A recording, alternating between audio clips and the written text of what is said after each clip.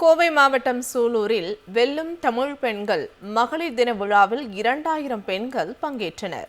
கோவை தெற்கு மாவட்டம் கண்ணம்பாளையம் மகளிர் அணி சார்பில் வெல்லும் தமிழ் பெண்கள் தின விழா பொதுக்கூட்டம் நடைபெற்றது.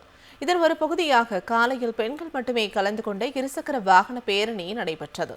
இந்த பேரணியை சூலூர் பேரூராட்சி தலைவர் தேவி மன்னவன் துவக்கி வைத்தார். தொடர்ந்து 2000 பெண்கள் கலந்து கொண்ட பேரணி முக்கிய வீதிகளின் வழியாக சென்றது. பேரணியை மாநில கலை இலக்கிய பகுத்தறிவு பேரவை துணை செயலாளர் மீனா ஜெயக்குமார் துவக்கி வைத்தார். இதைத் தொடர்ந்து தியாகிகள் கலையரங்க மைதானத்தில் வெல்லும் தமிழ் பெண்கள் எனும் தலைப்பில் கண்ணம்பாளையம் பேரூராட்சி தலைவர் புஷ்பலதா ராஜகோபால் தலைமையில் பொதுக்கூட்டம் நடைபெற்றது. விழாவில் சிறப்பு விருந்தினராக பங்கேற்ற கோவை தெற்கு மாவட்ட செயலாளர் தளபதி முருகேசன் விளையாட்டுப் போட்டிகளில் வெற்றி பெற்றவர்களுக்கு பரிசுகளை வழங்கினார். இந்த நிகழ்ச்சியில் கோவை மாநகராட்சி மேயர் ரங்கநாயகி, மாநில கலை இலக்கிய பகுத்தறிவு பேரவை துணை செயலாளர் மீனா ஜெயக்குமார், மாவட்ட தொண்டரணி அமைப்பாளர் கவிதா பிரியதர்ஷினி உள்ளிட்ட பலர் பங்கேற்றனர். கோவை மாவட்டம் சூலூரில் வெல்லும் தமிழ் பெண்கள் மகளிர் தின விழாவில் 2000 பெண்கள் பங்கேற்றனர்.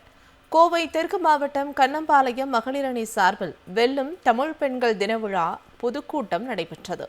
இதன் ஒரு பகுதியாக காலையில் பெண்கள் மட்டுமே கலந்து கொண்ட இருசக்கர வாகன பேரணி நடைபெற்றது. இந்த பேரணியை சூலூர் பேரூராட்சி தலைவர் தேவி மன்னவன் துவக்கி வைத்தார். தொடர்ந்து 2000 பெண்கள் கலந்து கொண்ட பேரணி முக்கிய வீதிகளின் வழியாக சென்றது. பேரணியை மாநில கலை இலக்கிய பகுத்தறிவு பேரவை துணை செயலாளர் மீனா ஜெயக்குமார் துவக்கி வைத்தார்.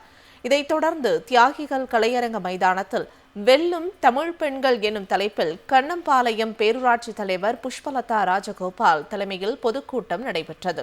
விழாவில் சிறப்பு விருந்தினராக பங்கேற்ற கோவை தெற்கு மாவட்ட செயலாளர் தளபதி முருகேசன் விளையாட்டுப் போட்டிகளில் வெற்றி பெற்றவர்களுக்கு பரிசுகளை வழங்கினார். இந்த நிகழ்ச்சியில் கோவை மாநகராட்சி மேயர் ரங்கநாயகி, மாநில கலை இலக்கிய பகுத்தறிவு பேரவை துணை செயலாளர் மீனா ஜெயக்குமார், மாவட்ட தொண்டரணி அமைப்பாளர் கவிதா பிரியதர்ஷினி உள்ளிட்ட பலர் பங்கேற்றனர்.